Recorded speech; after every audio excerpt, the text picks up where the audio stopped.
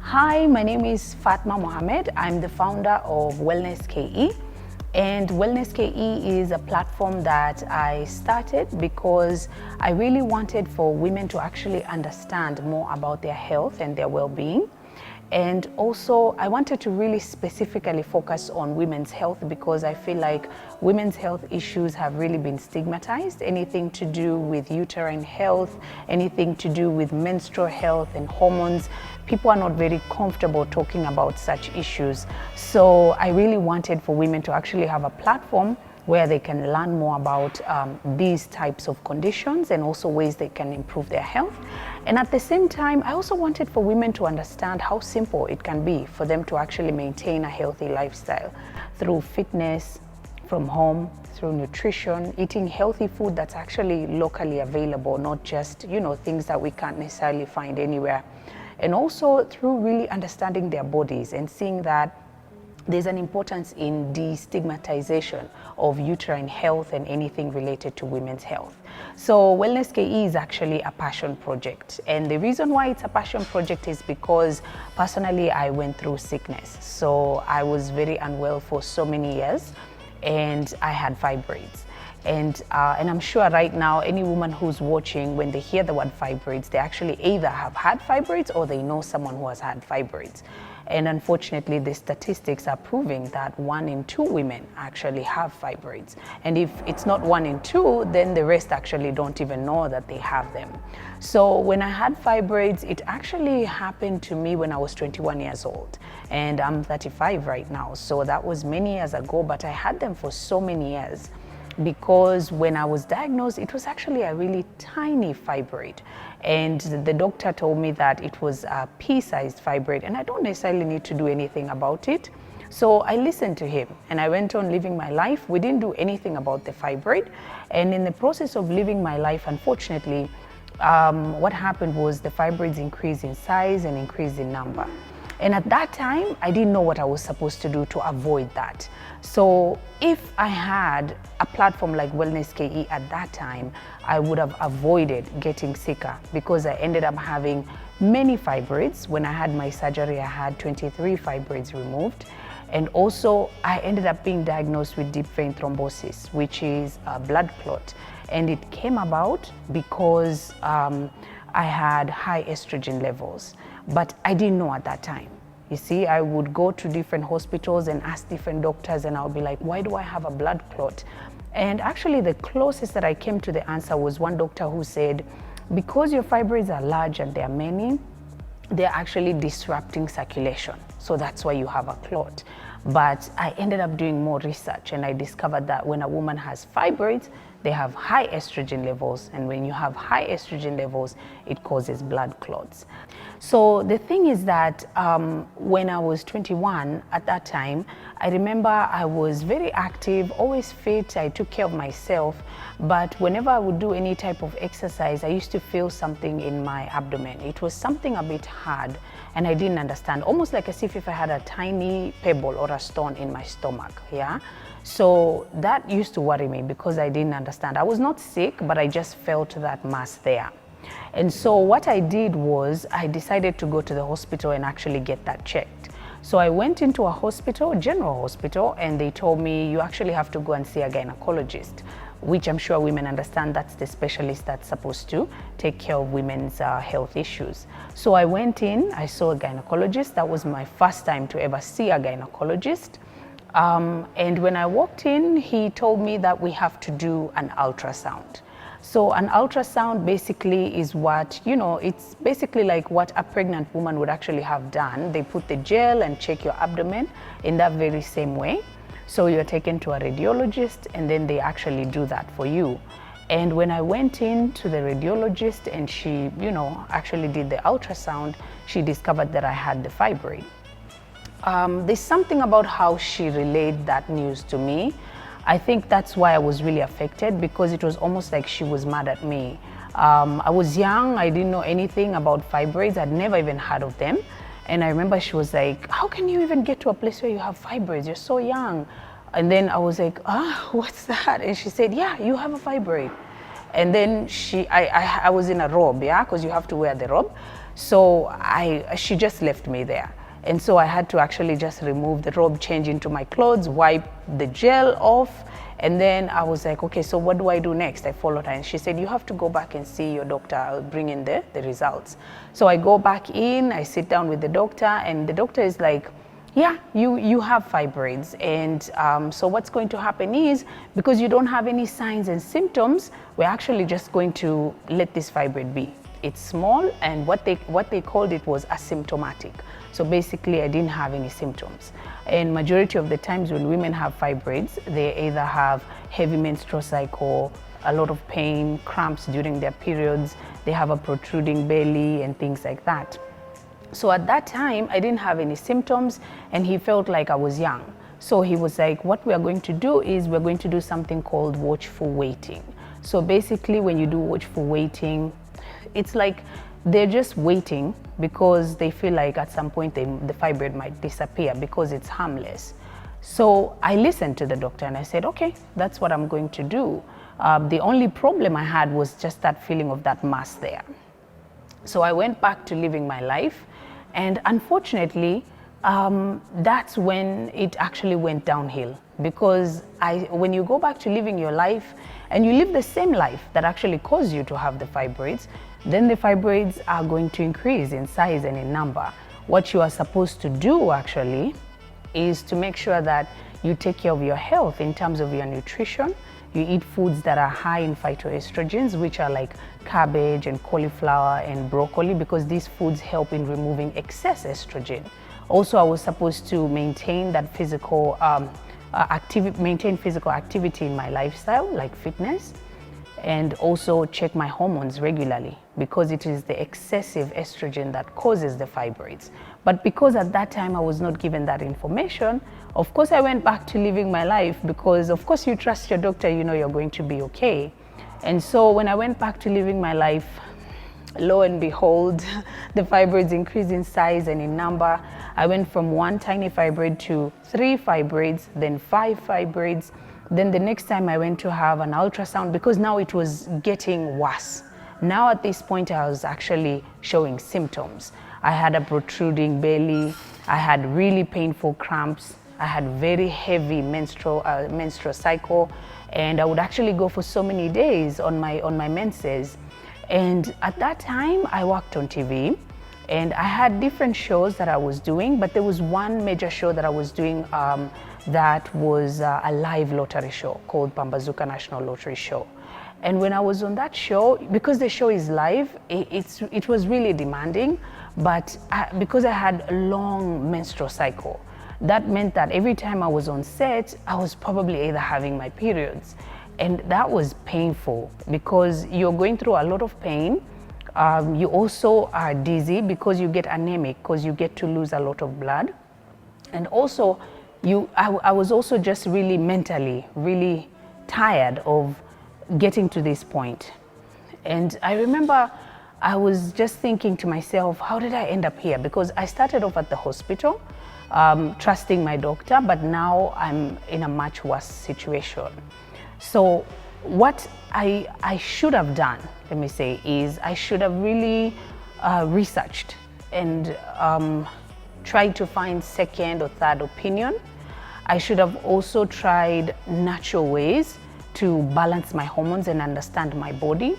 But as I started by mentioning, majority of the times, anything to do with women's health, it's almost taboo talk. So it's very hard for you to find just someone talking about menstrual cycle and women's health. So because it's hard to find that, then it's actually going to also be hard for you to find a solution.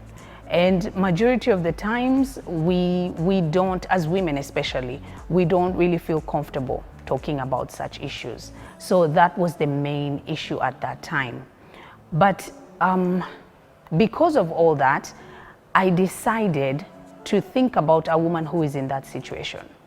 If a woman is in a situation where they've been diagnosed with either fibroids, endometriosis, PCOS, uterine health condition, even fertility issues, What they need to do first and foremost is to understand that this is a health condition. It doesn't necessarily define you. You have to understand your body first and foremost. Understand that if you have fibroids, then your estrogen levels are very high. If you have endometriosis, your estrogen levels are very high.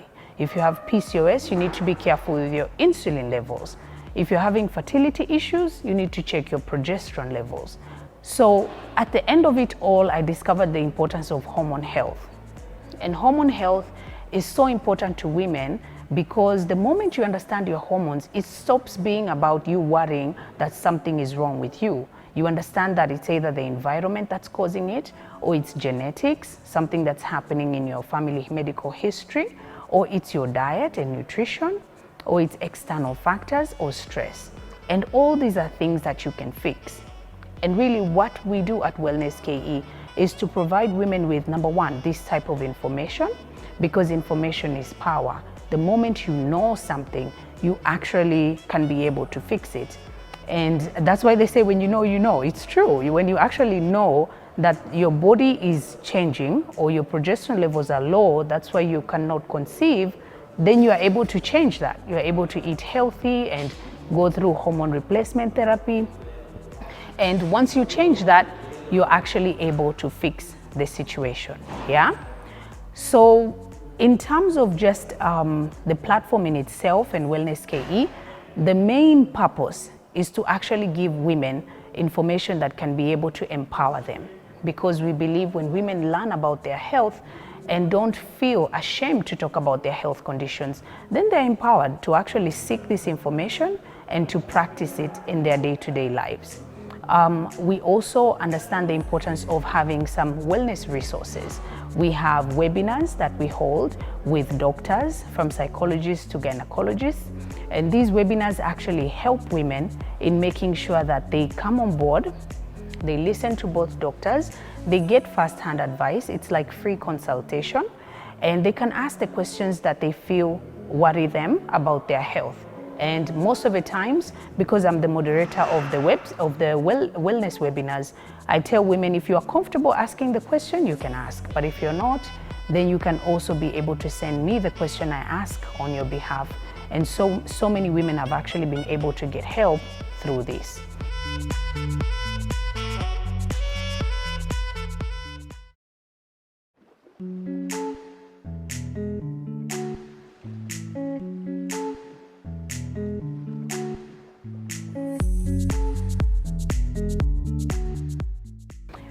So I can give a little bit of background about myself.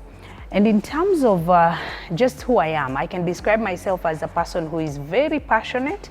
I'm very passionate. Anything I decide to do, I always want to do it at 110%, because I really believe in having a purpose in this life.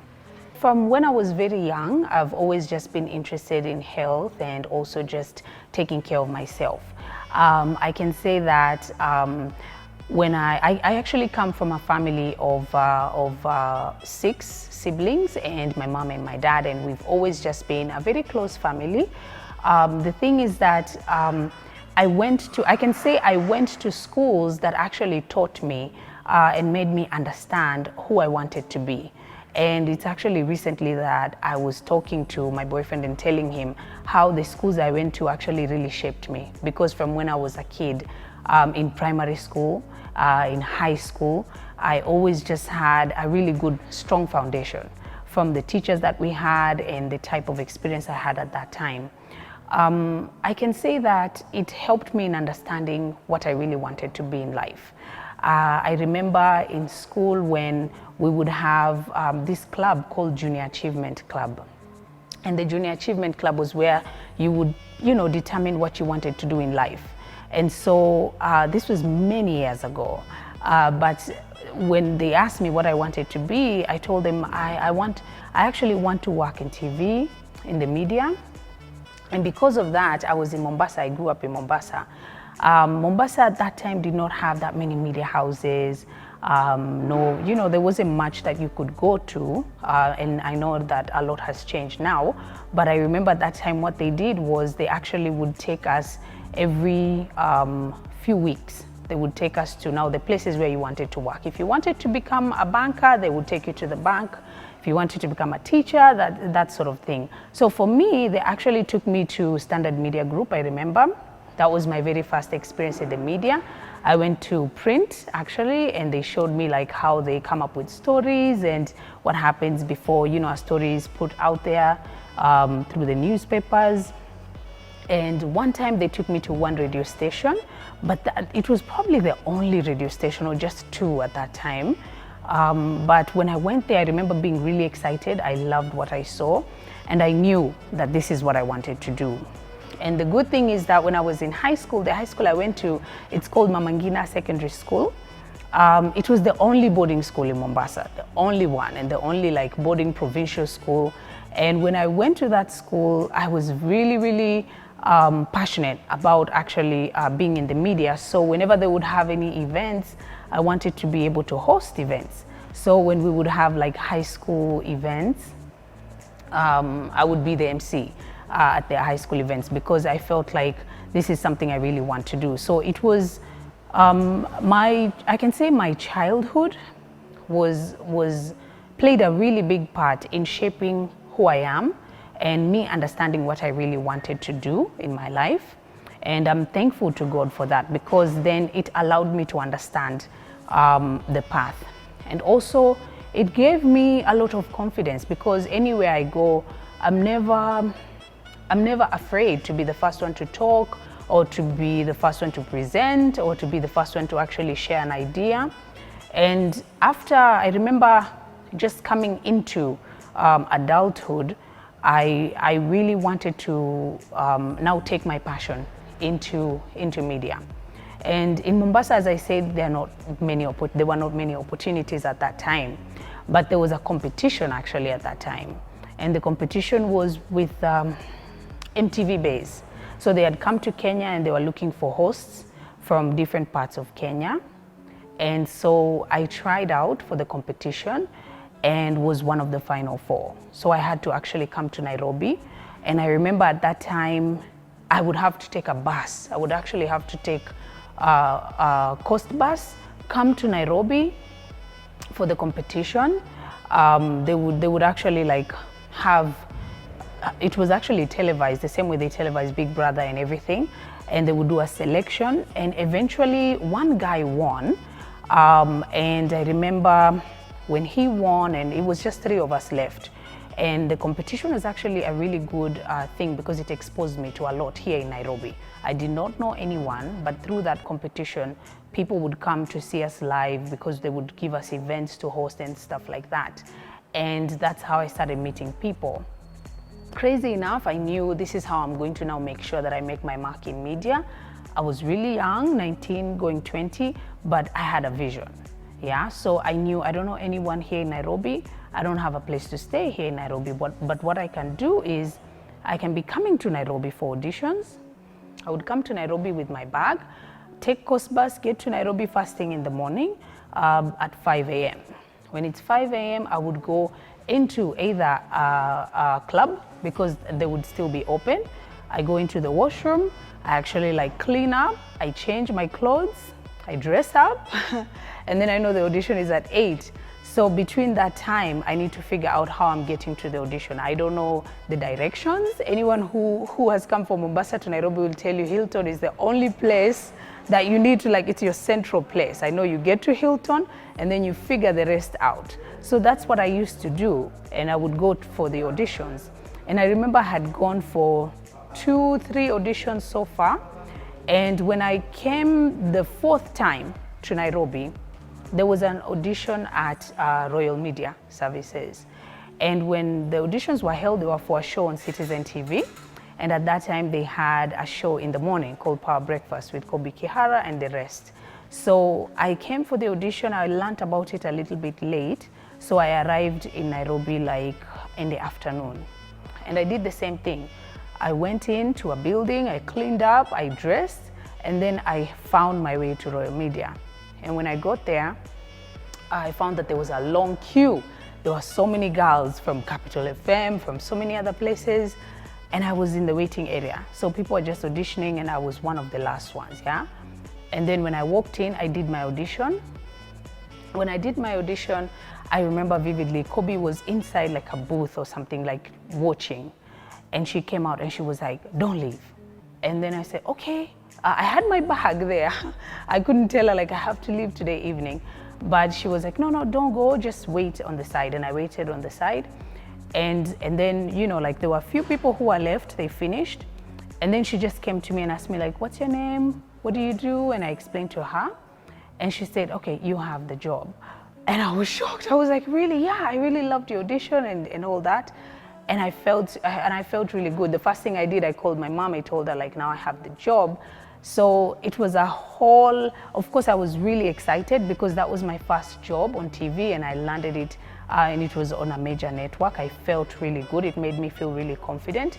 And also the show was part of a bigger show on Power Breakfast. And so that was really interesting. I had a show called Art Galore. So we would go to different locations to shoot events. And when we would shoot events and stuff like that, I felt like it was my first step towards, you know, doing something that I really, really wanted to do, that I was passionate about. And so once I landed that job, I did it for a while. And I remember, unfortunately, my mom was unwell at that time. So because my mom was unwell, I needed to figure out how I was going to take care of her health. And so what I did was, actually, I didn't do it. Someone applied for a job for me in Dubai with Emirates Airlines. So they didn't tell me. And so I just saw an email telling me that I've been selected to go for an interview. And so when I saw the email, I had to show up for the interview. I remember it was at like Regency at that time. I went for the interview. Again, so many girls, like I think about 300 girls. And then they selected just the two of us. And it was good because at that time I really needed a lot of money to take care of my mom. And when I got the job, that meant I had to now travel and go abroad. And that's when I started working as a flight attendant. It was not something that I ever thought I would do. And when I was there, I was like, I met a lot of people who this job was their passion. They really wanted to do it. But I knew I'm here to work, to save money, to take care of my mom, and then go back to doing what I really wanted to do, which a lot of people thought it was insane, and I can understand. But for me, as a person, as I said, I'm very passionate. I like doing what I really want to do because it's fulfilling for me. When I don't do that, I don't feel like my soul is really happy. So I appreciated that opportunity. I worked there for some years. And every day was a day for me to save. People who work in Dubai will tell you when you earn a lot of money, most people just start living that lifestyle. But for me, I saved a lot. Any money I earned in whatever foreign currency, I would actually save it because I knew I have to come back and take care of my mom. And of course, when I was there, I also learned a lot because they would have webinars and seminars actually, and I learned how to actually work with women and talk to women and things like that. And that also exposed me to actually learning ways that I can be able to deal with women and talk to them. And I'm really appreciative of that. So my career has really been one of, it's not just been one way. It's been, you know, I've always tried different things. And I've always just put myself out there to make sure that I, you know, grasp an opportunity. But if I think about where I am today, I'm really proud of myself because I feel like when it comes to just living a life of purpose, I believe that wellness is my purpose. Talking about wellness and health and helping women every day is my purpose. So I can describe Wellness KE as a platform that actually helps women because we have different ways that we do that. For instance, we actually have videos that we post with regular exercises that women can try out from home. So you actually don't have to go to the gym. You can be able to just check out our videos and work out. And the working out part is actually going to help you balancing your hormones, taking care of your health, making sure that you maintain a healthy weight, and also making sure that it becomes a habit that you can have for life. Because every time you think about going to a gym, Sometimes if you don't have that psyche, you might actually decide not to do it. So we're making it more accessible.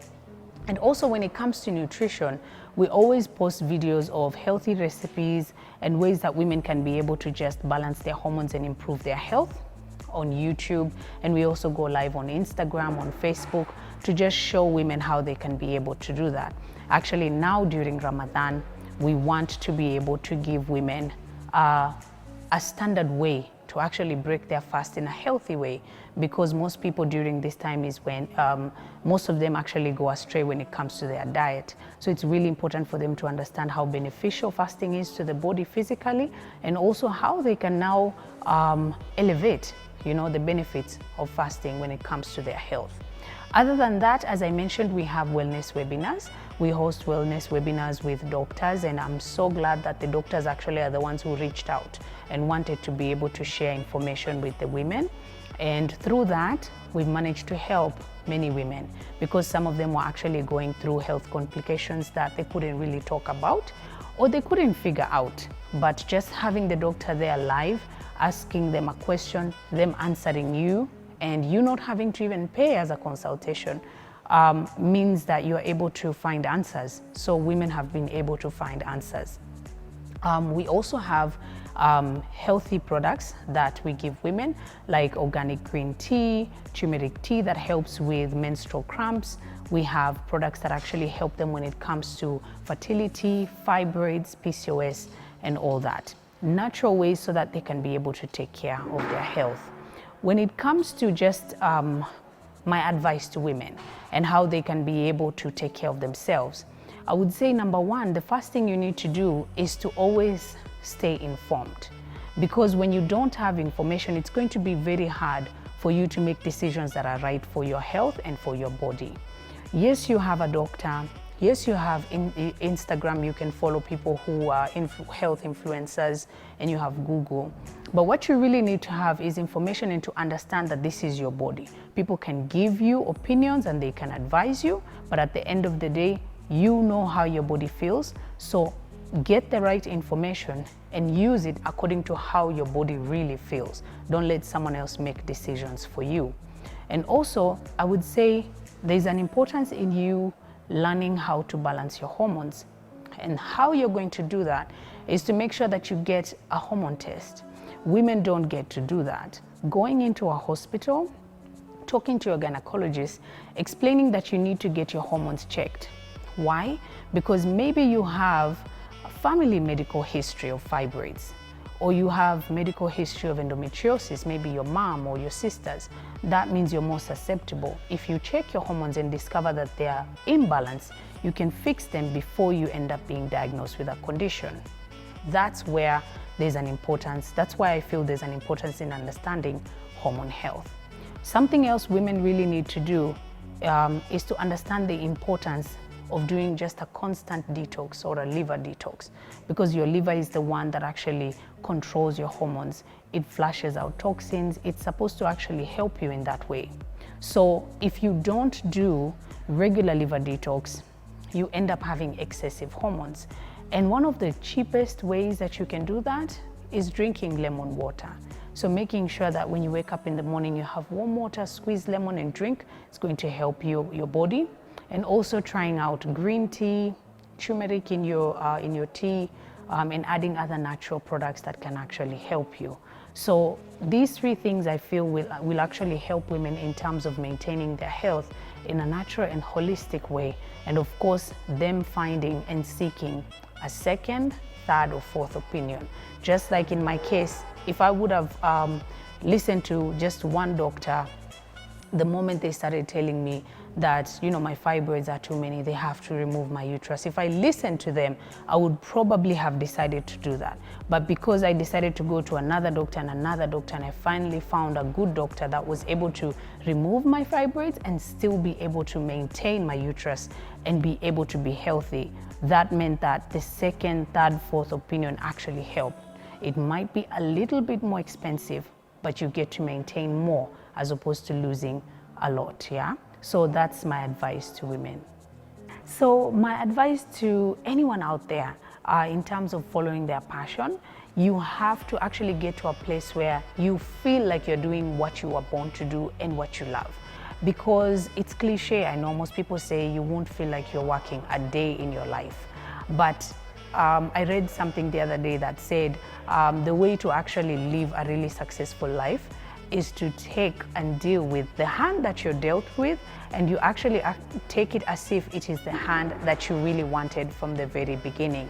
So that means that if life gives you any kind of difficulty, take that difficulty and turn it into something. So anyone out there who's going through something that's really stressful or it's a low moment, you need to realize that that's the moment that's actually going to make you. So whether it's an illness, you can turn it into something else. You'll get better and you can turn it into something else. If it's a hurdle, if it's unemployment, maybe you'll be the person that will develop an app that connects people to jobs. In whatever way, never think of a hurdle as something that's supposed to set you back. If you change your mindset, you'll actually realize that this is what's going to catapult you to success and to a better life. So always follow your passion, and don't forget to nourish your soul. How you'll do that is by making sure that you actually do what you love every single day. And that is my advice to everyone out there.